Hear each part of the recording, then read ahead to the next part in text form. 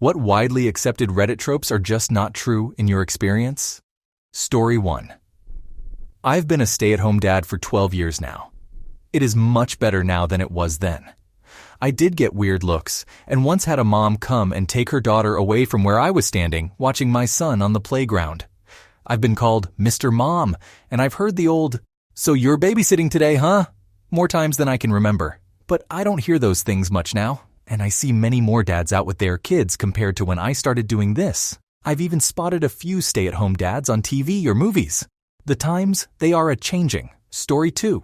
Spend any amount of time on a dating or relationship sub, and you'd think the average man and woman are just seething with hatred toward each other. Maybe I just have an exceptional group of friends from both sides, but thankfully that doesn't represent my reality. Story 3. The other day there was this post on r/woodworking where this guy was showing off this beautiful cabin he made with a sawmill. I went to the comments in hopes he would divulge some of the various processes involved. I dream of owning my own sawmill someday to make tables and things, but it never occurred to me that I could build a cabin entirely on my own. Absolutely incredible. Anyways, I was interested enough that I went through almost every comment, and towards the bottom, there were people bitching about how close it was to the creek and how the trees surrounding it could fall on the cabin. The dude was very poised in his responses and kept pointing out that it was built on stilts and all things in life require risk. This one was one he was willing to take considering it was a dream of his. Point being, Redditors tend to be incredibly cynical and risk-averse to a fault. On top of that, there is always an incredible number of comments from people that have no freaking clue what they are talking about, but they say these things with such confidence. The next time you come across a post involving a particular hobby of yours, just head to the comments section and you'll see what I mean. Story 4. Just because someone lies to you, it doesn't mean that they are gaslighting you. Gaslighting is different than just lying, and it's used in abusive, controlling situations by manipulative people. Bob from accounting who denied eating an extra piece of cake isn't a dangerous man who is gaslighting everyone in the office. He just likes cake. This also extends to misremembering. Towards the end of my long relationship, my ex fell in with a bunch of people who assumed everything was gaslighting. So, if I forgot I had a meeting that'd make me run a little late, it's apparently gaslighting. Online communities just pick up words and throw them about without knowing the meaning, and it's legitimately damaging. Story 5. That you can never have friends at your job. Everybody is just waiting to stab you in the back for that next promotion or whatever. It portrays everyone, besides you, the main character, as a mindless, selfish corporate drone who only thinks about themselves. I spend most of my time at work. Why wouldn't I want to get along with the people there?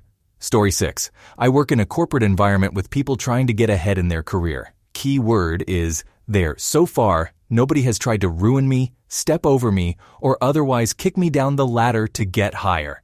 And this is a massive 10K plus company with huge structures and important titles. It was far worse in startups I worked at, where people would be cliquey and making the wrong friends was the biggest detriment to success. But those were more like microclass systems.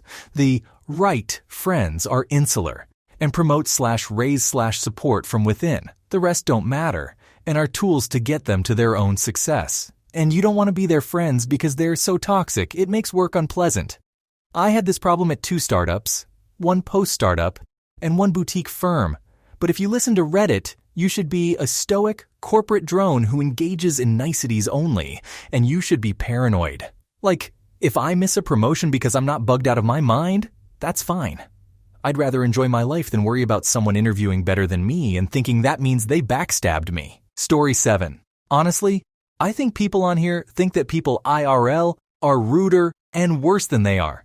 It can be scary to be gay when all you've heard is Redditors telling you that hate crimes happen to 110% of all gay people everywhere, and you'll be murdered by every person wearing a cross necklace.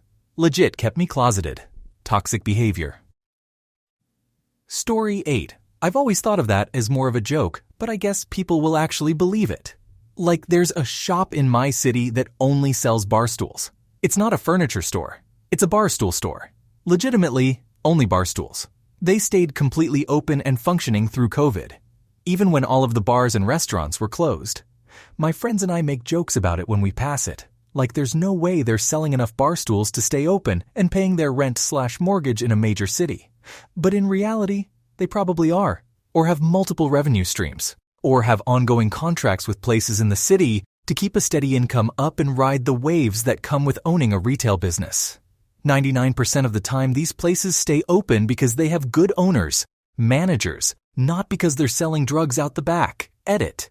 Just wanted to add, I don't need y'all trying to work out to me how they're still in business. You're preaching to the choir here. This is a thread about things we all realize aren't true, lol. Story 9. That therapy is the answer to all questions and problems. Yes, therapy can help, but most of the time, simple thinking and communicating get you all the way. Furthermore, therapy is not easily available in large parts of the world, even in Western societies like Germany.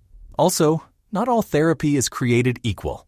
It takes time and money to find a therapist that works for you and is taking new patients. Not all therapists are good, and even if you do find a good one, they may not offer or specialize in what you need.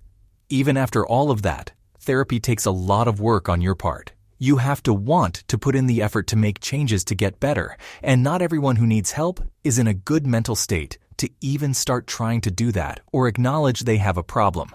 You don't just walk in, talk about your problems, cry about it, while the therapist gives some enlightening revelation about your childhood, and suddenly leave all better. It's ongoing work even in the best circumstances. Story 10. That every relationship-related post is immediately taken over by people who only ever advise the OP to break up with their partner with zero nuance. Post visibility is determined by upvotes. Of course, you'll end up seeing the most egregious examples of dysfunctionality unless you sort by new. Same with most other similar subreddits. I feel like a lot of this stereotype comes from people disagreeing with the dump him advice, which is a wholly different topic, although one with potentially interesting insights as to people's various sensitivity to bad domestic situations. Story 11, the whole age group labeling thing, boomers, not boomers, millennial, not millennials. People are so different within age groups. I'm 70, and the only thing that really pisses me off about today's society is that I pay more for less TV cable content than I used to get with just 4 to 6 local channels. But there's no way I can blame that on some age group. Geez, I'm not rich. I still work because I have to. Retirement not even close to being enough to live on. To whom it applies, just get over blaming someone else. It doesn't really help anything. Oh, and I prefer cannoli to cake. Story 12. This isn't even just a Reddit trope. It's like internet-wide and maybe even worldwide. The white people don't like seasoning thing. Where? Where are they? Certainly not in any state I've been in. Cajuns, Texas chili, fucking Missouri. Is it just an old people thing? 'Cause yeah, I've had unseasoned shit from old people. But I've had unseasoned shit from all races of old people. Edit. Who would have thought my most engaged with comment would be about white people actually using spices on a big thread that I got to late? Stay weird, Reddit. Story 13. Another food trope people get wrong here is inauthentic, which should basically be reserved for lying about what a dish is. Immigrant overseas cuisines aren't inauthentic. Nobody who eats fajitas thinks they're from Mexico. Nobody who eats Mexican sushi thinks it's from Japan. And nobody who eats Japanese curry thinks it's from India.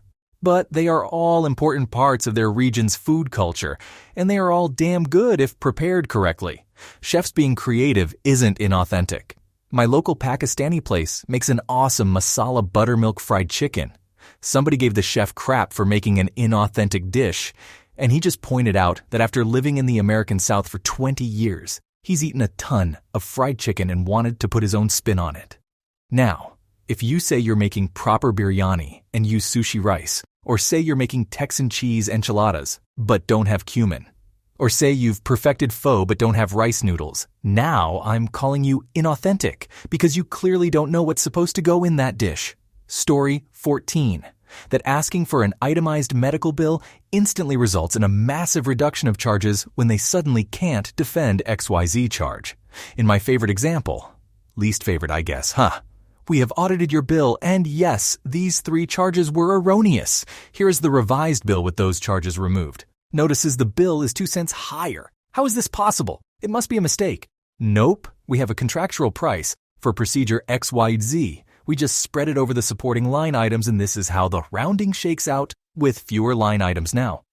Proceeds to call insurance company. Yep. Story checks out. They can put whatever they want on the line items. They get X amount from us for this procedure, so long as it's nothing non-standard. Story 15. Homeless people are not the same everywhere. So the common Reddit trope of, "Oh, don't be rude. I always give them blankets and food, and they're always so thankful," might be true in France or Portugal or even the suburbs. But I'm sorry, if you try that in a US metro, you will get spat on or yelled at if the person is even mentally capable of that much. I lived in Chattanooga through college and would routinely get screamed at and threatened by the homeless population. I think housing and mental facilities should be provided to each of those people in need at taxpayer expense. But that is not to say homeless people are not dangerous, mentally unwell, actively on drugs, etc. Reddit's gone a bit too far in the homeless people are the lady from Home Alone, 2 inches direction. Story 16. Pregnant people are not all massively entitled nightmares who expect everyone to treat them like special princesses. Like, I've had my own kids and I've been through the phase in life where everyone around me is having kids. Never encountered it. See also, everyone with fertility problems is not expecting everyone else to walk on eggshells around them. Story 17. That changing jobs every couple of years is the best option for everyone. This is certainly the case for some jobs, and people with this type are overrepresented on Reddit. However, for many jobs, you will gain little pay doing this and might even lose some benefits. In other cases, you will get paid more, but will be expected to do a lot more work or be much better at your job. You're effectively getting a promotion, which might be what you want, but is not that same as 20% rise for the same job. There's also your overall happiness to factor in, how long it takes to get to and from work, the work culture at the new job, and if you have to move.